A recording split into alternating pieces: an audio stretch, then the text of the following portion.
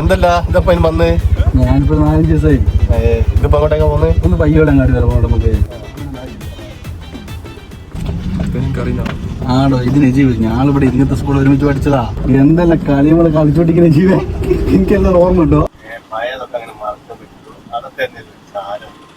അല്ല ഇനിയിപ്പോ നമ്മളെ പഴയ ടീംസിനെ കാണുന്നുണ്ടോ? ശരിക്കും പറഞ്ഞ ഇനി രക്ഷപ്പെട്ടിക്കില്ല അല്ലേ? പഠിക്കണ്ടാലും പഠിക്കണോ, അതുകൊണ്ടല്ലേ ഇപ്പൊ ഒരു ഗതിയിലാണ്ടായി പോയത്. ആ പോസ്റ്റിന്റെ അടുത്ത് സൈഡാക്കി കേട്ടോ. എത്ര വിഷയാനോ? 80.